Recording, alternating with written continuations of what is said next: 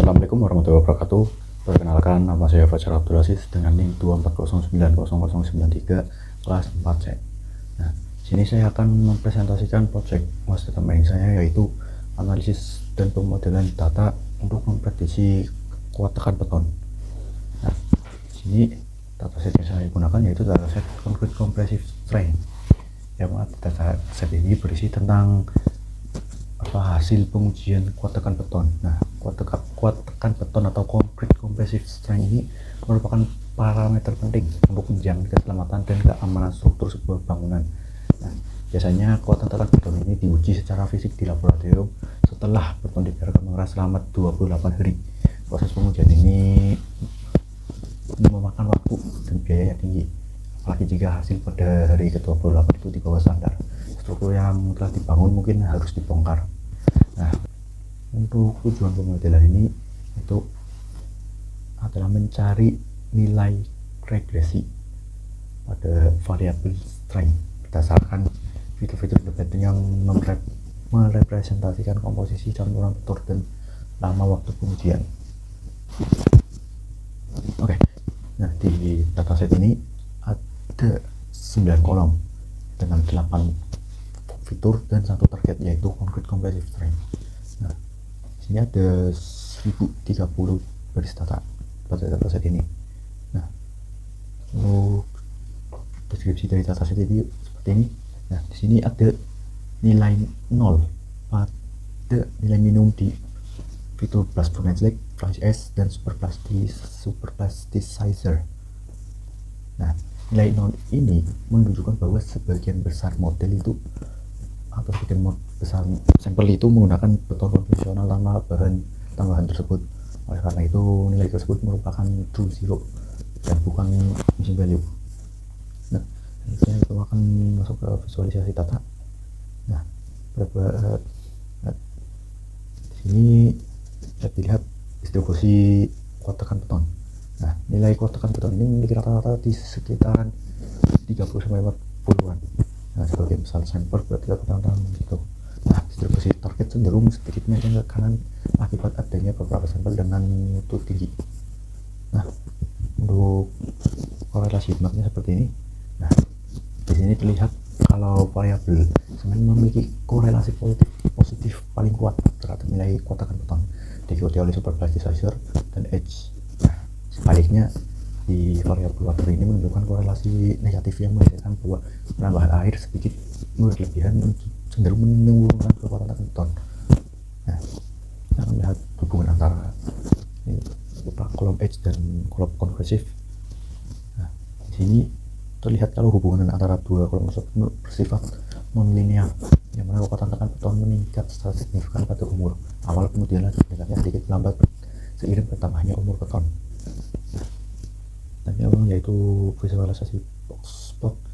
Nah, sini terlihat kalau rentang nilai pada setiap variabel prediktor atau setiap fitur memiliki skala yang berbeda, sehingga diperlukan proses standarisasi pada data transformation.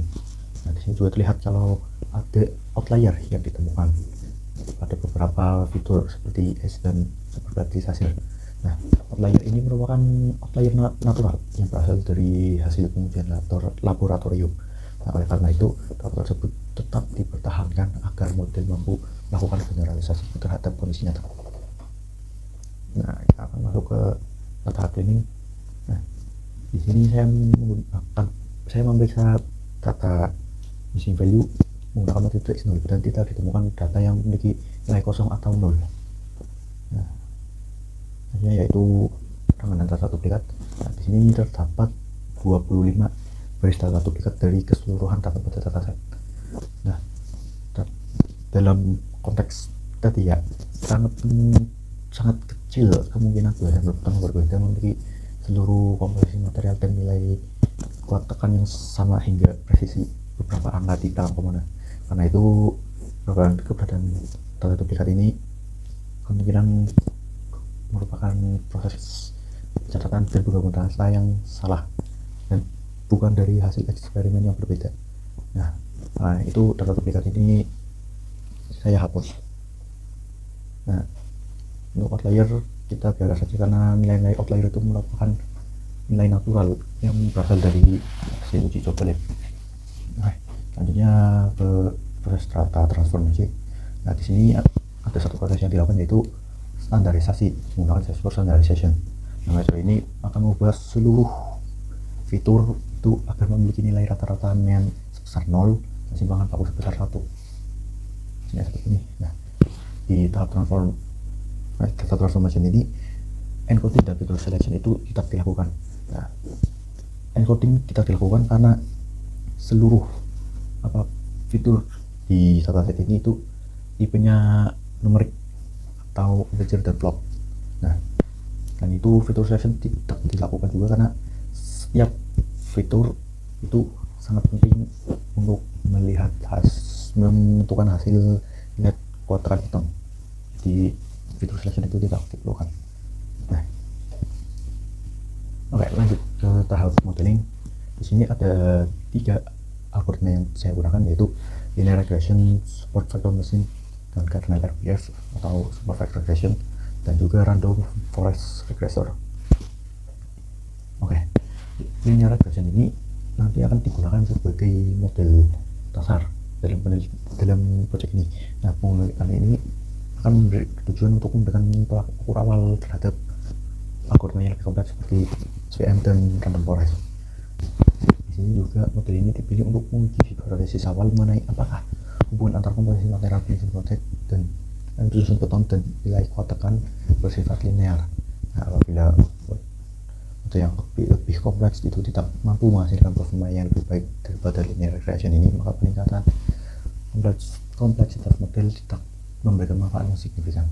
Nah, ini yaitu support vector machine dengan kernel RPF atau support vector regression. Nah, di sini ya kita lihat ada tahap EDA atau exploration data analisa atau eksplorasi data awal. Diketahui kalau column edge dan non-target conversion string bersifat non-linear. Nah, untuk mengakomodasi karakteristik tersebut digunakan support vector regression dengan kernel radial placement atau RPF. Nah, kernel RPF ini mampu memetakan data ke ruang berdimensi lebih tinggi sehingga hubungan non-linear antar variabel dapat dipelajari dengan lebih baik. Nah, selain itu SVR ini memiliki mekanisme toleransi terhadap noise yang umum dijumpai pada hasil pengujian lab atau laboratorium. Nah, selanjutnya yaitu random forest regressor. Random forest regressor ini dipilih karena mampu menangkap hubungan dan interaksi yang kompleks antar variabel tanpa melakukan asumsi hubungan linear atau tidak. Nah, pada dataset ini kita mengerti oleh kombinasi berbagai macam bahan analisis. Nah, sebagai contoh, efektivitas penggunaan super plasticizer sangat dikurangi oleh proporsi air dan semen dalam campuran beton. Nah, sebuah ini sulit direpresentasikan menggunakan model linear, namun dapat dipelajari secara efektif oleh algoritma yang berbasis pohon keputusan. Dan itu algoritma random forest ini memiliki ketahanan atau robust terhadap outlier, yang mana outlier ini dibiarkan saja pada tahap cleaning karena merupakan natural outlier yang umum dijumpai pada hasil pengujian lab. Nah, kita akan masuk ke tahap evaluasi. Nah, untuk tahap evaluasi model ini pengukuran performa dilakukan menggunakan 4 materi evaluasi regresi, yaitu mean absolute error, mean square error atau MSE, mean square atau RMSE, dan coefficient of determination atau R-square score.